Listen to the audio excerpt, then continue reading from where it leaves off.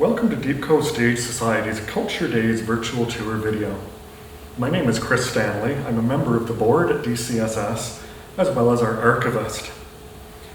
Cove Stage Society has been presenting quality community theatre in the Cove for the past 45 years, since being founded by Jill and Trevor Adams in 1974. We originally staged our productions out of the Deep Cove Community Hall, a small 80-seat venue. That facility was torn down in 1987 to make way for the Lyons Manor Seniors Residence. While we awaited completion of the new Deep Cove Cultural Centre and Shaw Theatre, which opened in the spring of 1992, we performed at Windsor High School and Presentation House. Never one to miss a theatrical opportunity, our longtime original dame, Ken Turner, took the time to jump out of the bushes and surprise the dignitaries at the sod-turning ceremony for our new theatre. We typically mount 4 productions a season, usually alternating with those mounted by First Impressions Theatre, with whom we share the theatre space. We delve into comedies, such as 1982's Pardon Me, Prime Minister, 1997's Run for Your Wife,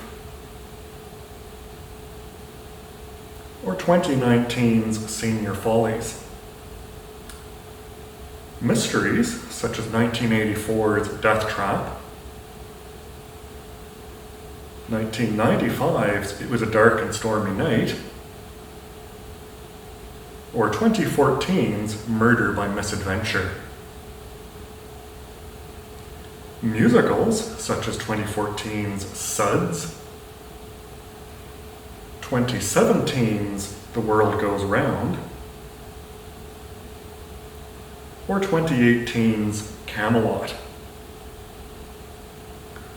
And since 1981, our ever-popular annual Christmas pantomimes, including our first ever panto, Cinderella, 1999's The Panto Menace, A Millennium Fairy Tale, or 2017's The Grand Old Duke of York. We are an entirely volunteer-run organization. Everyone from our cast, production crew, backstage crew, as well as our board of directors, all donate their valuable time and energy to bring you the shows you have come to love each season. If you share our passion for theatre and would like to get involved, don't hesitate to get in touch with our volunteers coordinator at the email address shown on the screen below me. Now, we'd like to take you on a tour of our backstage areas and give you an insight into what is involved in creating a theatrical show. Laura, our set designer, will tell you all about what goes into set design and construction, as well as give a tour of the costumes and props collection. Jutta will give you an overview of the main areas backstage and how a show is run. And Bill will show you how he lights a show. Hello and welcome to Cove Stage. My name is Laura Wallace. I serve on the board. I am the house manager, and I also am lead hand in creating sets for the 4 shows we do every year. Sometimes I assist other people, but as house manager, I have learned a few things and I'm qualified to show you a little bit about how things work behind the curtain. So let's take a little step back and I'll meet you stage left. So here we are, stage left. This is where we store our flats. So as you might not guess, these flats stand vertically and they create our walls for our sets. They are typically 4 by 10, but we have quite a variety of sizes. So when you're designing a set, it's very good to know your inventory. So on paper, you can be designing walls, you can be creating, I want 8 by 10 foot stretch here, or now I need a door. So some of our flats are actual door flats. We have a couple of double doors that are quite fancy. We have a Dutch door. So you really need to know your inventory. And so fortunately, we had a bit of a housekeeping session last week, and I have a much better understanding of what we have. I've only been participating with the theater for about 2 years, so there is a lot to learn. And because we share the theater space with another theater group, there's a lot to learn from the other people around you who've been around much longer. So Michael Smith and I, he's from First Impressions Theater. We did a great housekeeping job. We went way back here and we did a bit of an archival dig, and I discovered some awesome stuff, and I discovered some stuff whose time was at an end and it had to go. And so we did haul some stuff out. So I feel like I have a great understanding of what we have back here. If you come a little further back with me, another thing we have that is an amazing tool is our Genie lift. So we keep it plugged into power source back here. It keeps the battery fresh, and it's a very safe and secure way of getting way up in the grid for lighting, for set build, painting. This is not part of the Genie lift, but it's a very nice pair of workbenches. That's what we have, our aluminum workbenches. So it's a great storage solution that we made a better use of space. Always important. It's a bit like sharing a bedroom with a sibling. If you're going to get along, you keep things tidy. If you borrow things from each other, make sure they're returned in the state in which they are given. So it's a great rule of thumb. We get along by cooperating with each other, and we also learn a lot from each other. Because I'm a newer member, I came in with actually no experience in the theater world. So just as a note of how great this community is, there is room for everybody. If you want to volunteer in theater, you will be welcomed with open arms, and everybody will make you feel very valuable because you are. If you show up on time and you have a willingness to learn, you are treasured. So that's what I have to say about that. And so that's our pretty awesome storage space here. Over here, I'm going to point up. We have the tracks for our curtains. And so I've only recently learned how these work. It's a fairly vigorous tug on these chains, and you can change the tracks, and you can feed them to the appropriate track and get them way backstage, or you can have a mid-stage traveler, or you can have the downstage curtains. So like I said, this is all new vocabulary for me. There's a lot to learn. And like I said, anybody can come along and hit that volunteer button. And if our world ever gets back to the state in which it was 7 months ago, then we might be ready to launch a show.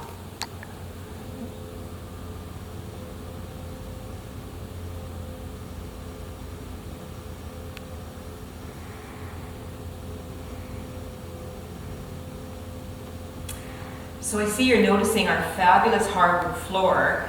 It's one of a kind, but I have to admit, this is just paint. I learned this technique from Glynis Brazil from the North Vancouver Community Players who work out of Henry Hall. And so a year ago in the spring, she showed me how to do this effect for a show we put on called Senior Follies. And so for our March show, that sadly didn't get to go ahead, I knew I wanted to create this effect. And so with the tools she gave me in terms of the knowledge about how to do this, I created this effect a good 7 months ago, and our floor remains intact. Sadly, the March show, Vanya, Sonia, Mike, Masha, and Spike didn't get to go ahead. We had our set 99% ready to go. Of course, that had to come down. The floor remains. It will eventually get covered up with something else, but that's the explanation about why we have this beautiful hardwood floor. which is actually done with the use of a sponge mop. And this is a great technique to use scrap paint for, and it's just a lot of back and forth with a mop, which is quite effective. And I have to thank the people out there who are willing to show me how to create these amazing effects. And that's why I think community theater is such a nice cooperative group of people who are willing to share their skills. And there isn't really a rule book. You can make things up and try things out. So I'll talk a little bit about how I get ready to design a set. I have only just recently started to build models for the shows. As I said, this is still a little bit newer to me than most people, but when you build a model, it really helps you. You know exactly what your scale is going to be. You know that your walls and your furniture is going to fit. And then you can, when it comes to show your director, they have a much better idea of what it is you're putting together. And you can even move things around, a little bit of a dollhouse effect, if you will. When it comes to actually constructing your set, when you have a scale model in the house on theater build day, then everybody is much more comfortable. On top of that, as an adjunct, it's great to have the plan, the drawing. That's kind of what I will start with. A doodle, and then it gets tightened up into scale drawing. And then sometimes I'll turn that drawing into like a 3D perspective, and then I can color it and make copies of it and try out different schemes. And then the director and I can collaborate on what kind of a feel we're going for. For the show here, I showed the lovely floor effect. That was Vanya, Sonia, Masha, and Spike. It would have been a really fun show. And as I said, we were 99% done. We had a lovely window. I'm pointing here because I would have been right behind this lovely garden room, and we were going to have actors running around behind and slamming a screen door, and we were going to have a cherry tree back here, and we were going to have it lit. All these things that we could have had. It would have been so lovely to see the actors perform in the space and the audience reaction. It's what we all live for. We want that reaction. So back to that, the planning stages for Vanya, Sonia. I wound up abbreviating that show. I would just say Vanya. So we had the drawings, we had the models. I have to confess, I already have a model for a Rocky Horror Picture Show, which is way premature because we don't know exactly when that will happen. But I think that it really shows when you're passionate about something. It's like, I don't care about the timeline. I want to draw it now. I want to build a model now. And if it happens, it happens. But we all have to be at peace with this situation we're living in now. But it's probably a great example of how the process is, it is as satisfying almost as actually launching a show. And seeing the audience laugh or clap or react, and the performers as well, getting their hands on a great script. And when you see audiences react to the actors, and the actors are inhabiting the set that you built, it's a fun little sense of control and creativity. And so that's part of the process that I'm still learning. So here we are in the ladies' dressing room, and if we look up above, this is our access to our costume and prop storage. We have this nifty hydraulic ladder, which I really like, and it's access to our upstairs area. I have the light on there ahead of time, which normally wouldn't have the light up, but so I'm going to take a step upstairs and I'll join you up there.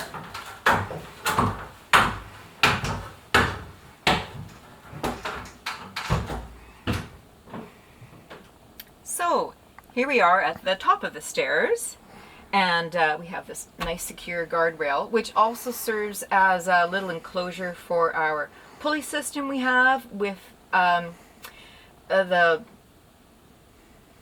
ropes and the line, and we've got the we can lock it off for when we're lowering very heavy stuff or breakable stuff. This is the safe way to go. It's easy to want to be hasty, but we got to be safe because that's a pretty steep set of stairs. So we have to take care of the inventory that we do have. So we have not a bad space up here. It is an attic slope. So we've tried to design our storage system so that we can take advantage of that slope wall. We did a pretty good cleanup about a year ago, which is again quite satisfying, and we have a much better idea of our inventory up here.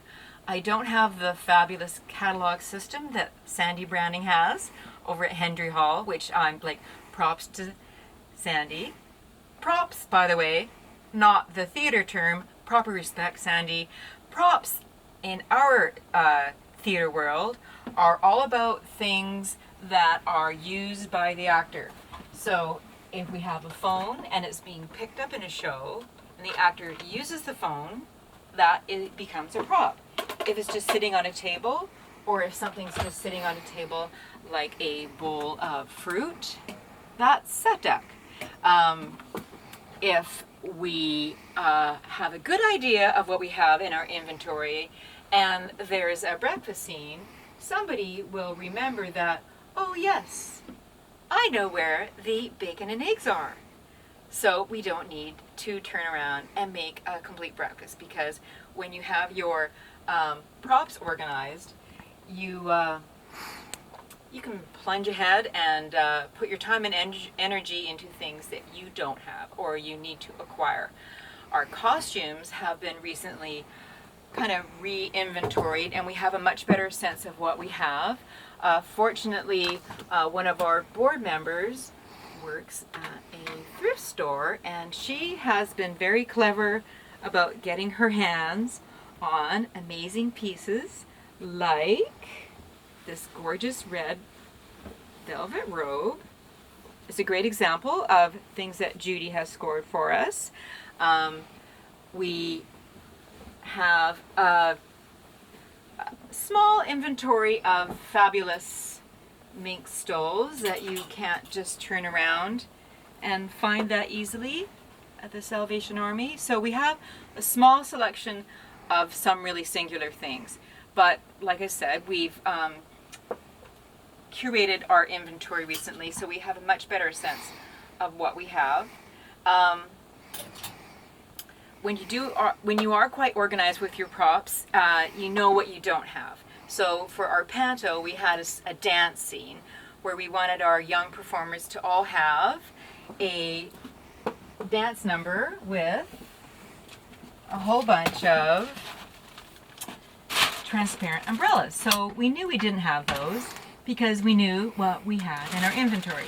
So Monique, our prop mistress for the panto, did her research, and there is a lot of hunting and gathering sometimes, and so she scored those. We have a growing selection of weaponry. We actually have way more weaponry with our panto supplies, which is in another location, because for some reason these childlike fairy tales incorporate a lot of weapons, which are essential, and the kids love them. So we have our brass corner, we have our carpet corner, we have another wardrobe rack that is very clever, and it works with the slope of our attic. And we have boxes of things that are reasonably well labeled, and the main thing is if you can see what you have, you can come up here. You can actually walk around in here now, which is bonus. You might not have been able to last year. And you can see what you have. But it's a lot of fun.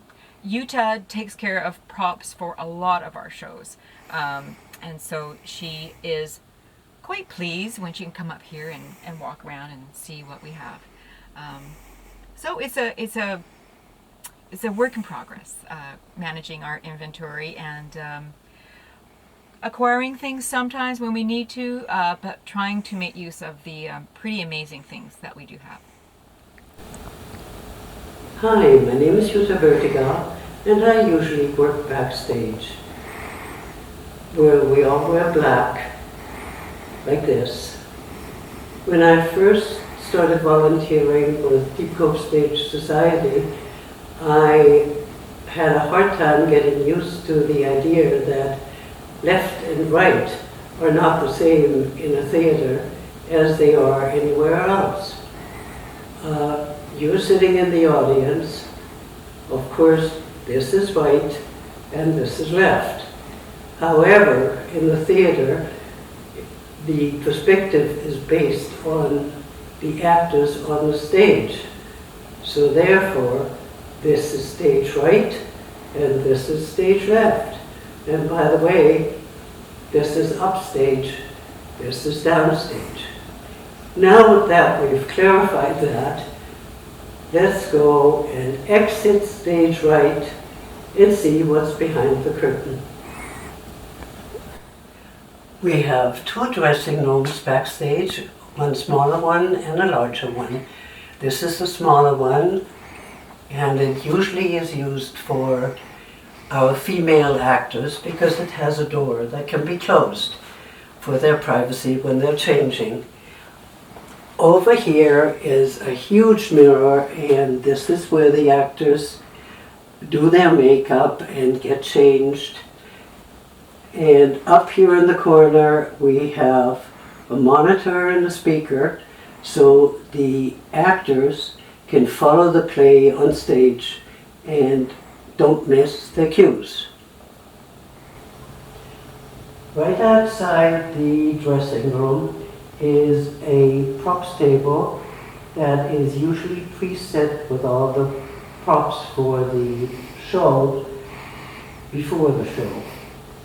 And we also have movable shelving units that can be moved to any entrance to the stage where props are needed.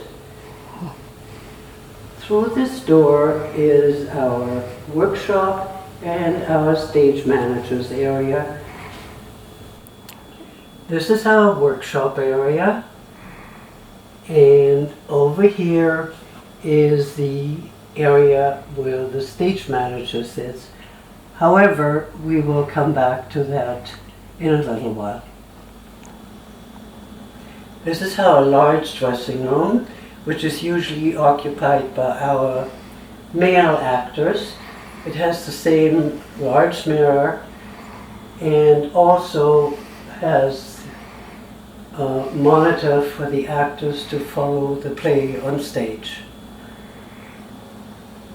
Over there, backstage left, is where our set material is stored for construction, but Laura, our set designer, will go over those details. Now back to our stage manager's area.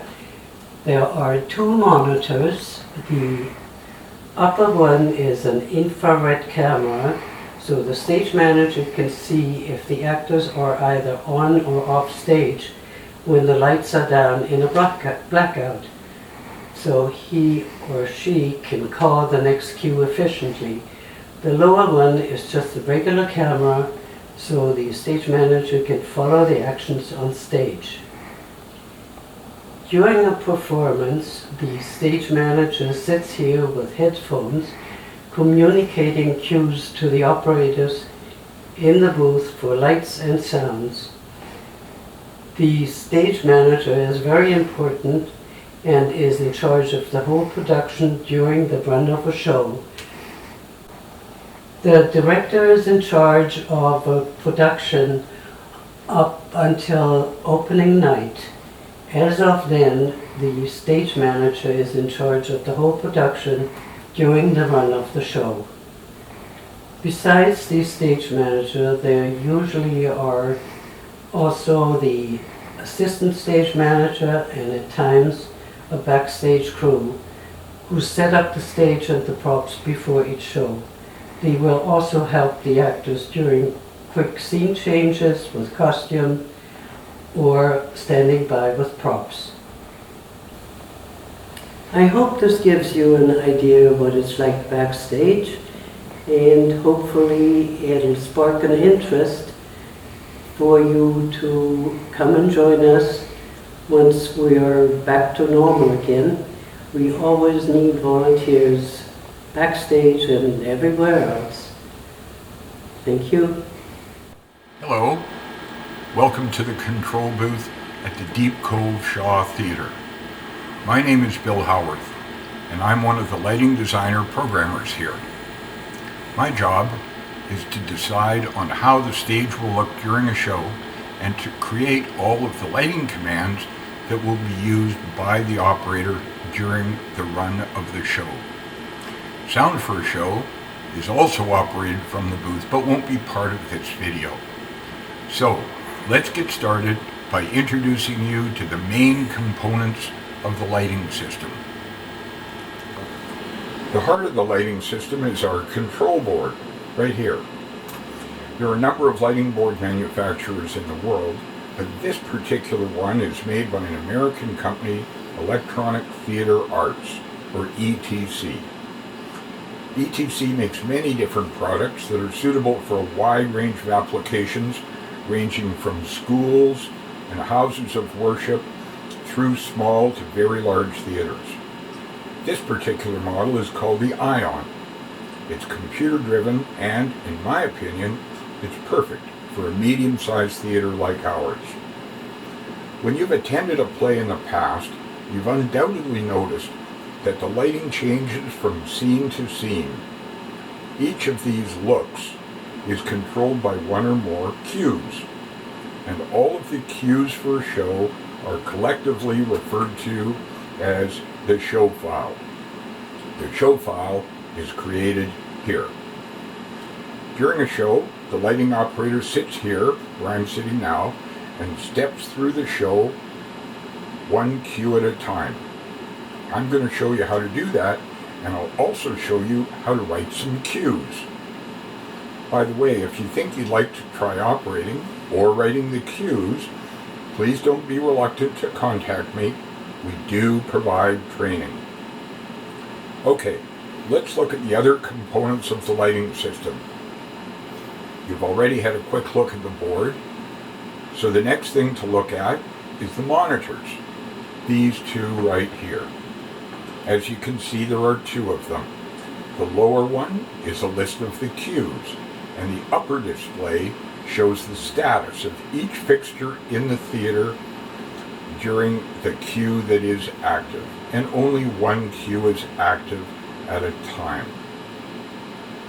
We'll come back to this in a minute, and we'll also write some cues.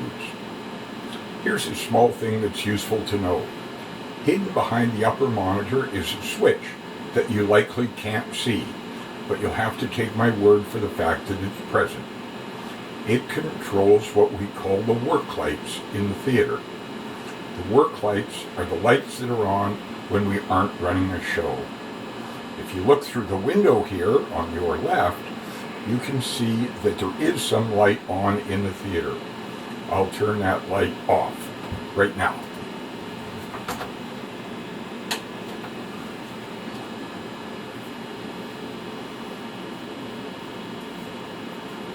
And I'll turn it back on.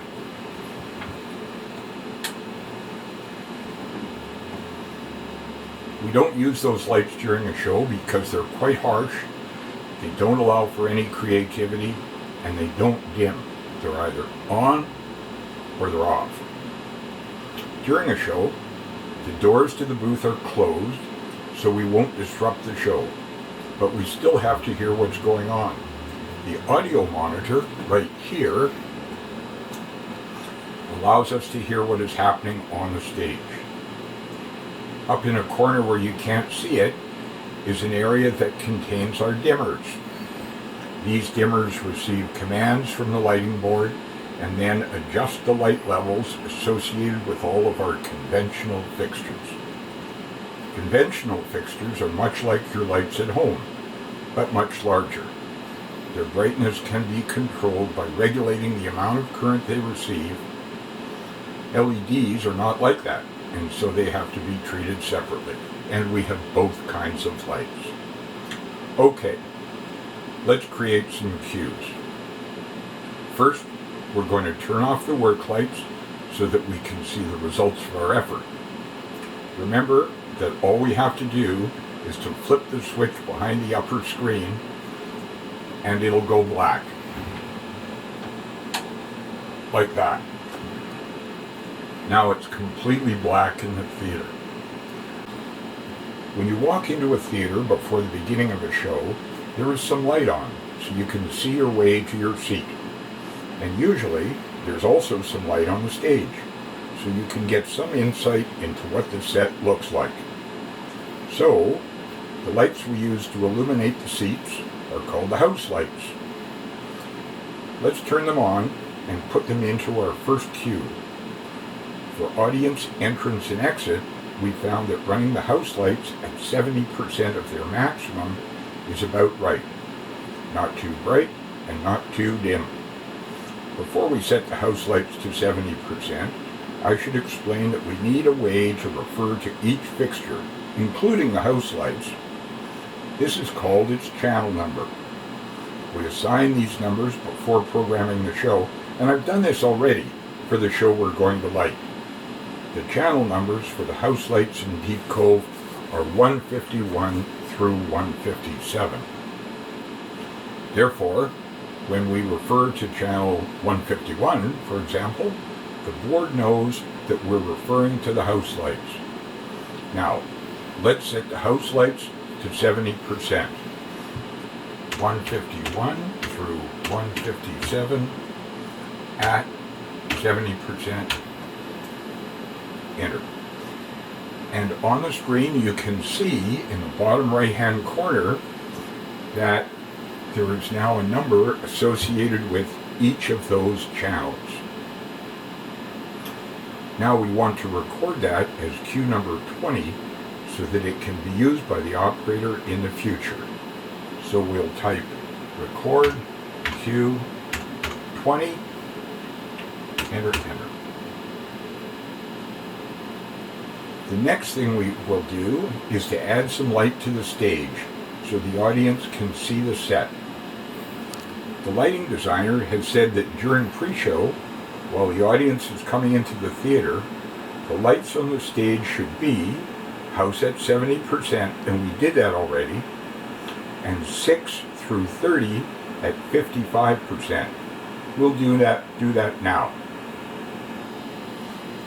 Since we're already in cue 20, all we have to do is 6 through 10 at 55. And on the left of your screen, you should see that more light came on in the theater. Now, cue number 20 looks exactly the way it's supposed to, and we'll record it so that it will be available when whatever the operator wants that look. All we do is say record, enter, enter. Okay, now let's build the next cue. The only change we have to make from the current look is to reduce the house lights to 35% from where they currently are. So all we have to do is 151 through 157 at 35%, being half of 70%, and the house lights will dim. Like that. Now let's record that as cue 21. So all we say is record cue 21, enter. Now what we did was we saved that. For the next cue, we're supposed to turn all the lights off. So let's do that. We have 6 through 10, 6 through 10, plus 151 through 157, and we'd say out, and boom, it's black. So now we have to record that as Q22. So we'll say record Q22, enter, and that's done. That's it. That's how you create cues in a show file.